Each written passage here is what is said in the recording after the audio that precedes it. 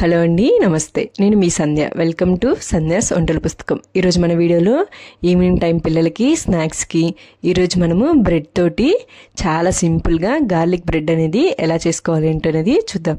పిల్లలకి ఒకసారి ఇలాగా చేసి ఇవ్వండి, పిల్లలు మళ్ళీ అడుగుతూ ఉంటారు. అలాగే మనకు కూడా చేసుకోవడానికి చాలా తక్కువ టైంలోనే చాలా సింపుల్గా ఈ గార్లిక్ బ్రెడ్ అనేది మనం ప్రిపేర్ చేసుకోవచ్చు. ఫస్ట్ టైం కనుక మన వీడియోస్ని చూసినట్లయితే ఇలాంటి రెసిపీస్ కోసం మన ఛానల్ని తప్పకుండా సబ్స్క్రైబ్ చేసుకోండి. ఒక గిన్నె తీసుకొని అందులోకి ఒక 30 గ్రాముల వరకు బటర్ అనేది తీసేసుకోవాలి. ఇలా బటర్ అనేది తీసేసుకున్న తర్వాత సన్నగా తురుముకున్నటువంటి వెల్లుల్లిని కూడా ఇందులోకి మనం యాడ్ చేసుకోవాలి. సన్నగా తురుముకొని తీసేసుకోండి. 1 స్పూన్ చిల్లీ ఫ్లేక్స్, అలాగే 1/2 టేబుల్ స్పూన్ వరకు ఆర్గానోని ఇందులోకి యాడ్ చేసేసుకోండి. ఇలా ఆర్గానో కూడా యాడ్ చేసుకున్న తర్వాత ఇందులోకి సన్నగా కట్ చేసుకున్నటువంటి కొత్తిమీరని యాడ్ చేసుకోండి. ఆ తర్వాత చిటికెడు సాల్ట్ అనేది ఇందులోకి యాడ్ చేసేసుకోవాలి.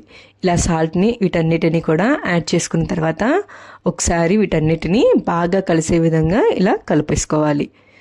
ఇలా మనం కలుపుకుంటూ ఉంటుంటే బటర్ అనేది మనకి బాగా మెల్ట్ అయిపోతుంది. ఇలా కలిపేసుకున్న దాన్ని పక్కన పెట్టేసుకొని ఇప్పుడు మనకు ఒక 2 బ్రెడ్ ముక్కల్ని తీసేసుకోవాలి. ఇలా బ్రెడ్ని తీసేసుకున్న తర్వాత వీటిపైన మనం ముందుగా కలిపెట్టుకున్నటువంటి గార్లిక్ని దీనిపైన అప్లై చేసేసుకోవాలి. ఇలా స్పూన్తో కాకుండా నైఫ్ తోటి ట్రై చేయండి, చాలా తొందరగా అప్లై అవుతుంది. ఇలా రెండింటి మీద మనం అదేవిధంగా ఇక్కడ చూపిస్తున్న విధంగా గార్లిక్ని అప్లై చేసేసుకోవాలి. ఇలా అప్లై చేసుకున్న తర్వాత దీనిపైన చీజ్ అనేది వేసేసుకోవాలి. ఇలా చీజ్ అనేది లేకపోయినా మనము చీజ్ స్లైసెస్ అనేవి కూడా దొరుకుతాయి, వాటినైనా కానీ మనము దీనిపైన పెట్టుకోవచ్చు. ఇలా చీజ్ అంతా వేసేసుకున్న తర్వాత ఇక్కడ నేను చూపిస్తున్న విధంగా బ్రెడ్ అనేది ఇలా పెట్టేసుకోవాలి. ఇలా పెట్టేసుకున్న తర్వాత దానిపైన కూడా మనము గార్లిక్ అనేది ఇలా అప్లై చేసేసుకోవాలి. అదేవిధంగా మనకు కావాల్సినంత వరకు ఇలా చేసేసుకొని రెడీగా పెట్టేసుకోండి.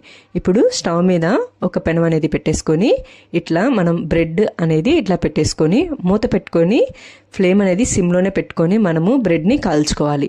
ఇలా ఒక 3 నిమిషాల తర్వాత మూత అనేది తీసేసుకొని పైన కూడా ఇలాగే గార్లిక్ అనేది మనము అప్లై చేసేసుకోవాలి.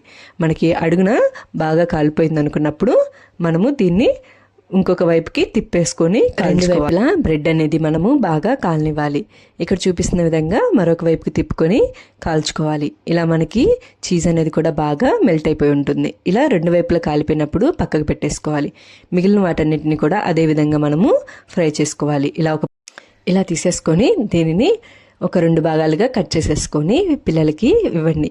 వేడిగా పిల్లలకి సర్వ్ చేస్తే పిల్లలు దీన్ని చాలా ఇష్టంగా తింటారు. బయట దొరికే గార్లిక్ బ్రెడ్ కాకుండా ఇలా ఒకసారి ఇంట్లోనే మీరు గార్లిక్ బ్రెడ్ అనేది ట్రై చేయండి. పిల్లలు దీన్ని చాలా ఇష్టంగా తింటారు, మళ్ళీ కూడా చేయమంటారు. మీరు కూడా ఇంట్లోనే ఈ గార్లిక్ బ్రెడ్ అనేది ట్రై చేసి ఎలా ఉందో నాకు కామెంట్ చేయండి. మీకు కనుక నచ్చినట్లయితే లైక్ చేయండి, షేర్ చేయండి. మరిన్ని వీడియోస్ కోసం మన ఛానల్ని తప్పకుండా సబ్స్క్రైబ్ చేసుకోండి. Thank you for watching.